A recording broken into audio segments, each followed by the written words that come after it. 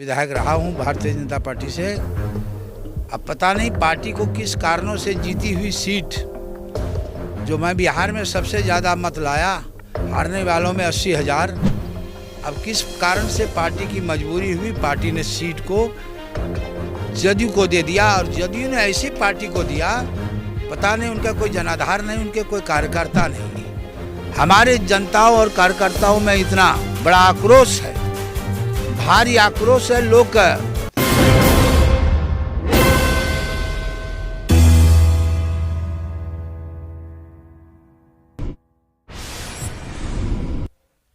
नमस्कार, मैं हूं भूषण। आप देख रहे हैं द न्यूज़ 9X।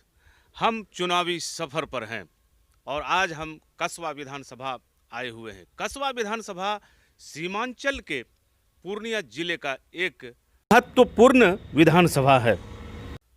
इस विधानसभा से कई प्रत्याशी आमने सामने हैं, संघर्ष त्रिकोणात्मक लग रहा है। ऐसे में हमारी मुलाकात होती है लोजपा के प्रत्याशी प्रदीप दास जी से। प्रदीप दास जी हमारे साथ बने हुए हैं। पहले प्रदीप दास जी का हमारे चैनल में बहुत बहुत स्वागत। नमस्कार। आप हमें ये बताएं कि आप सीमांचल में भाजपा नेता के रूप में जाने जाते रहे हैं और 3 बार आपने प्रतिनिधित्व भी कसबा का किया है। अभी आप लोजपा से चुनाव मैदान में आए हैं। किस तरह से लोगों के सामने, जनता के सामने अपने को आप प्रस्तुत करेंगे? ऐसा है भूषण जी, मैं लगातार 15 साल तो विधायक रहा हूं भारतीय जनता पार्टी से। अब पता नहीं पार्टी को किस कारणों से जीती हुई सीट, जो मैं बिहार में सबसे ज़्यादा मत लाया, हारने वालों में 80,000, अब किस कारण से पार्टी की मजबूरी हुई, पार्टी ने सीट को जदयू को दे दिया। और जदयू ने ऐसी पार्टी को दिया, पता नहीं उनका कोई जनाधार नहीं, उनके कोई कार्यकर्ता नहीं। हमारे जनताओं और कार्यकर्ताओं में इतना बड़ा आक्रोश है, भारी आक्रोश है। लोग ऐसे असमंजस की स्थिति में फंसे हुए थे और उस असमंजस स्थिति में से निकालने के लिए मुझे कार्यकर्ता ने और जनता ने बुलाया कसबा में चुनाव लड़ने के लिए। और मैं जनता के बुलावे पर कसबा विधानसभा चुनाव लड़ रहा हूं और कार्यकर्ता और जनता मिल करके मेरे साथ खड़ी है। और मुझे लगता है कि मुझे कोई और इसमें ये नहीं है कि मैं कैसे जा रहा हूं, मैं तो जनता ने मुझे बुलाया, इसलिए मैं उनके बुलावे पर मैं पहली बार 30 साल के अंदर इतना बड़ा जनादेश मिलने के बावजूद आज मुझे लगता है कि शायद पिछले सारे जनादेश का रिकॉर्ड इस बार टूटेगा।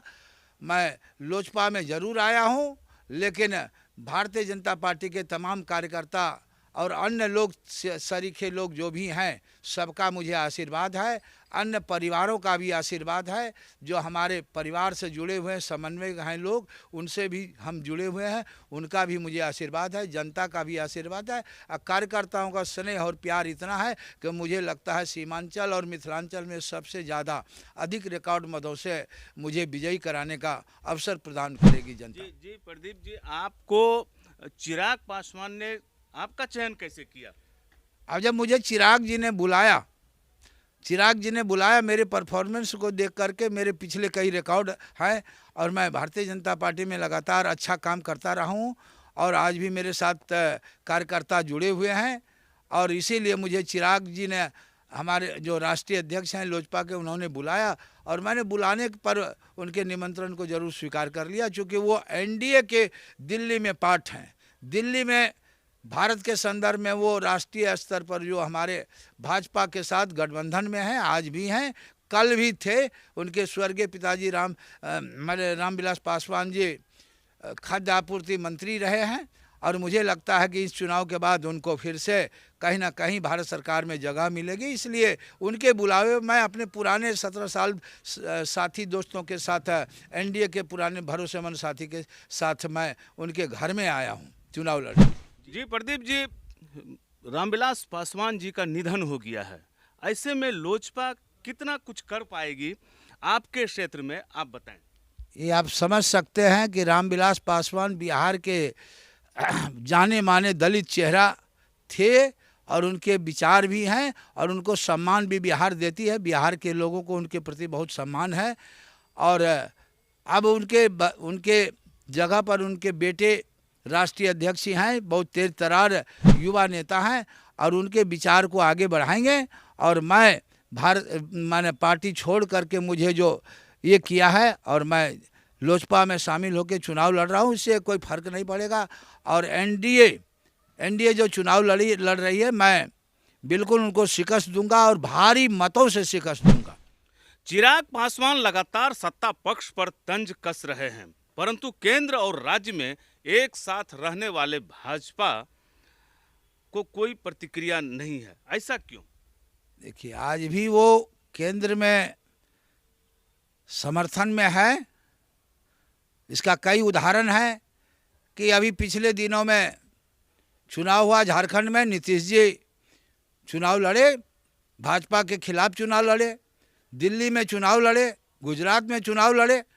तो अपना अपना विचार है, अपने अपने पार्टी को बढ़ाने का सबका विचार है। इसलिए हो सकता है चिराग जी नीतीश जी के उन विचारों से सहमत नहीं है। तंज कस रही। राज्य में अलग अलग चुनाव लड़ रहे हैं लोग, चूँकि कई राज्यों में नीतीश जी भी अलग से चुनाव लड़े हैं।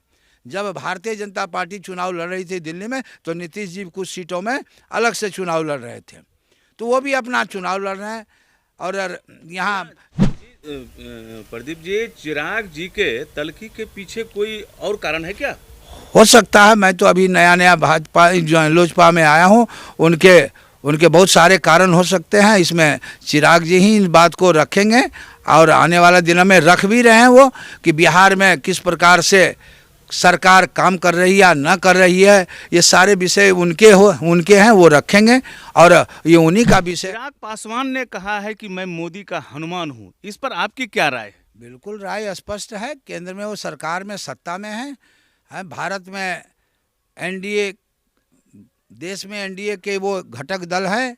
निश्चित तौर पर वो उनके लगातार कार्यों की प्रशंसा करते हैं और उनके साथ कदम से कदम मिला करके प्रधानमंत्री जी का चलते हैं, क्योंकि वो एनडीए का घटक दल आज भी है, इसको कोई इनकार नहीं कर सकता। 17 सालों से लगभग वो एनडीए में रह रहे हैं। उनके पिताजी रहे, अब वो भी हैं, और इसीलिए उनकी भक्ति मोदी जी के प्रति लाजमी भी है और मोदी जी के कार्यों की प्रशंसा करता है। इसलिए वो मोदी जी के भक्त भी है, मोदी जी के हनुमान है। इसमें तो कोई तरह का आश्चर्य का विषय भी नहीं बन सकता। 3 टर्म कस्बा के विधायक रहे, आपके कार्यकाल में कौन ऐसा काम हुआ जिसे लोग याद करेंगे? देखिए, मैं तो लगातार 15 साल रहा जनता के कृपा से, और बहुत कार्य ऐसे हुए जो अस्मरणीय है, विस्मरणीय भी है। उसमें जलालगढ़ का प्रखंड का जो निर्माण कार्य है, जमीन को अतिक्रमण से मुक्त करा करके थाना और ब्लॉक, जो आज विकास का मंदिर है, और देखा जा सकता है हाईवे पर वो ज़मीन जो अतिक्रमण में पड़ा हुआ तो उसको मुक्त करा के काम कराया। कई बड़े बड़े ऐसे पुल बने, मल्हरिया का पुल बना, बड़े बड़े 5 करोड़ के पुल बने, चंपानगर के बड़े 5 करोड़ के पुल बने। ऐसे दर्जनों, श्रीनगर और जलालगढ़ को जोड़ने का, कस्बा और श्रीनगर को जोड़ने का, जो एक दूसरे का संस्कृति को जोड़ने का काम किया। सड़कों का इस प्रखंड से इस प्रखंड का जोड़ने का काम हुआ। कई ऐसे महत्वपूर्ण हॉस्पिटल को हमने पीएससी में बदला, उसके बेड के कई 15-25 बेड का निर्माण का भी काम उसमें जोड़ा गया। जो साधारण तौर पर जो उस समय स्वास्थ्य सेवा की स्थिति गड़बड़ थी, उसको हमने बेहतर किया अपने इसमें। और हाई स्कूलों की व्यवस्था, जिसमें सरकार के द्वारा तय हुआ कि हर हाई स्कूल को अपग्रेड करेंगे, इंटर +2 करेंगे। हमारे ही पीरियड में सब शिक्षा का भी प्रसार हुआ। लड़कियों को साइकिल का पोशाक का हमारे समय हुआ है। कई ऐसे जो अस्मरणीय विस्मरणीय योगदान हुआ है सरकार हमारे द्वारा क्षेत्र में, ये भुलाया जा नहीं सकता। आज की लड़कियां जो पढ़ लिख करके आगे बढ़ रही है, वहाँ से मुख्यमंत्री साइकिल योजना के तहत जो कार्य हुआ है वो अस्मरणीय है, विस्मरणीय है। ऐसे बहुत सारे कार्य हुए हैं हमारे क्षेत्र, हमारे 15 साल में। बहुत बहुत शुक्रिया प्रदीप जी आपका। आप हमारे साथ बने रहे और आपने जानकारी भी दी। आप देख रहे थे द न्यूज़ 9। इसी तरह राजनीतिक किरदारों से हम आपको रूबरू कराते रहेंगे। आप भी हमारे साथ बने रहिए। अगर आप हमारा ये वीडियो फेसबुक पेज के माध्यम से देख रहे हैं तो फेसबुक पेज लाइक करें। अगर आप हमारा ये वीडियो यूट्यूब पर देख रहे हैं तो YouTube channel the news 9X subscribe करें।